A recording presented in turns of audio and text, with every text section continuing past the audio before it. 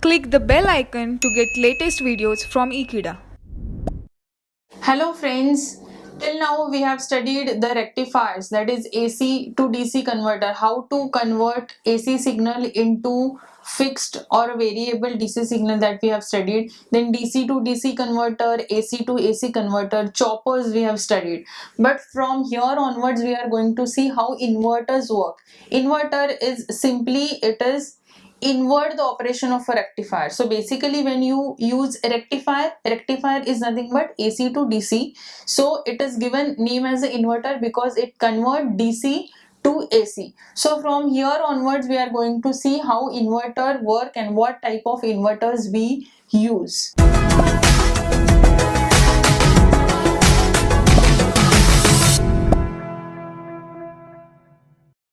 So before we go for the different types of inverters and its operation, let's just quickly have an introduction about inverters. As I said, inverters are DC to AC converters. We have basically all the configurations we have studied, those are AC to DC converters. So we have seen how you can convert your AC input signal into a variable DC. Now here the word use variable because by changing the firing angle or by using the concept of a phase angle, you can vary the DC voltage. You can shift the DC output voltage the way you want. Now here we are going to have an input voltage as a DC input voltage, and that DC input voltage we want to convert into AC form.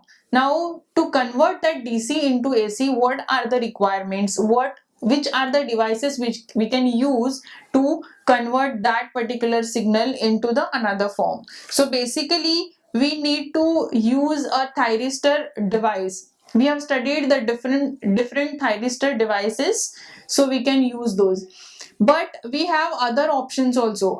Instead, when you heard a word thyristor, you always think about a SCR, because SCR is one of the type of a thyristor and that is most likely used device as a switch. But here apart from the thyristor, apart from the SCR, we have already studied the different type of power transistors, power BJTs, power MOSFETs. So these are the devices, those can also be used as a switches in a inverter. So basically the device which we use, depending on that also you can categorize the inverters. Now before I go for the categorization of an inverter, let's just see the basic diagram of an inverter.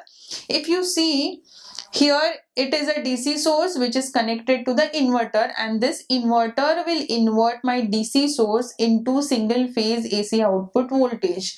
Now your inverter can be a single phase inverter or it can be a three phase inverter. Now the configuration for a single phase and three phase is different. You must have heard this concept, single phase and three phase. Now what is three phase, that you are going to understand in a later upcoming chapters, later upcoming topics. So before that we will study the single phase only, then after that we will go for the three phase concept. So here you can see the DC input voltage is given. Previously it was given AC.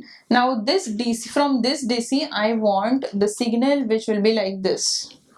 So basically I want AC signal. Now to get this AC signal, what are the requirements and which are the devices I can use, that I'm going to see. So basically these inverters are used in an application such as uninterrupted power supply. There are few application in industrial electronics or industrial area where we need to have a power supply which are uninterruptible. That means continuously there should be power supply for that particular circuit or that particular mechanism, so that it will work in a fully on manner. So in that particular we need to have a UPS system, that is uninterrupted power supply, and UPS system we always have inverters where we convert DC input voltage into AC output voltage. Then this is the first application. Second is a AC motor speed controller. Now we have two types of a motor speed controller. One is a DC motor speed controller and a AC motor speed controller.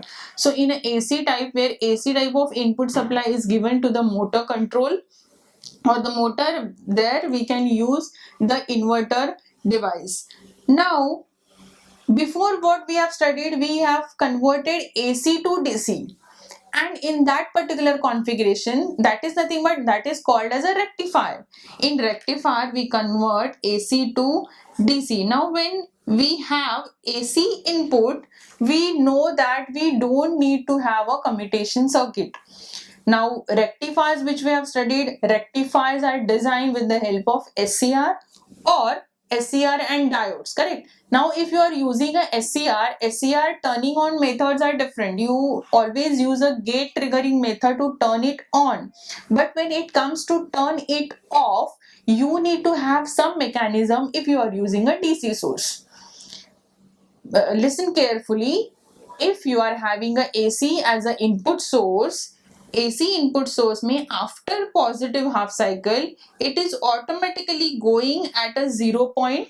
If it automatically goes to the 0 point, your SCR, if you are using, automatically get commutated. So you don't need a commutated circuit whenever you are using it as a rectifier.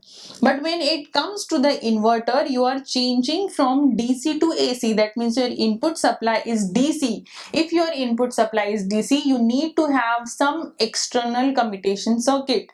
Now if you are using an inverter, you will be having a many SCRs connected together as a switches or as a thyristors, correct? And for all those thyristor, you need to have a different commutation circuit.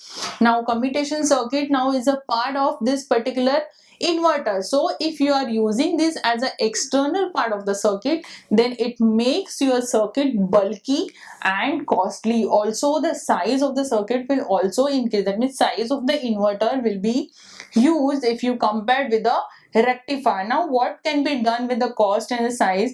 The size and cost can be reduced if you increase the frequency.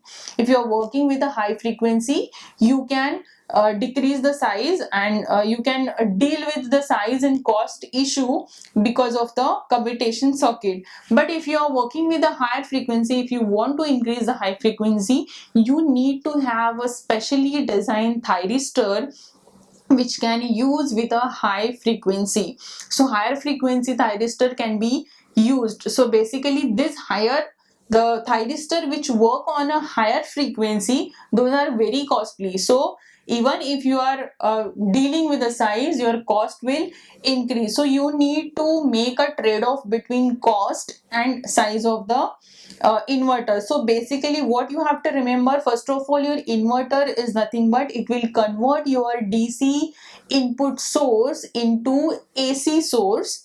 Secondly, your inverters need to have external commutation circuit because there is no provision for thyristor to turn off. So you should have an external commutation circuit.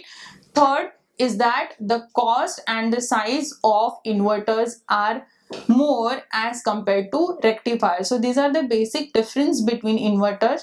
So in upcoming videos, we are going to see what types of inverter we use, how they are categorized. Basically, they can categorize from the they can categorize with the help of the output waveform shape. Then it can be categorized from the devices which are uses as a switch. Switching devices can be different, as I said, it can be a power transistor or they can be a thyristor. Then the commutation circuit can be used. According to that also you can categorize the thyristor. Again, then you can have the configuration, either it can be series configuration, it can be parallel, it can be bridge configuration. So all these classifications we are going to see in the next video. So I hope you have understood the basic difference between rectifiers which we have studied and inverters which we are going to study from here onwards. Thank you for watching this video. Stay tuned to Ekeeda. Do subscribe to Ekeeda. Thank you so much.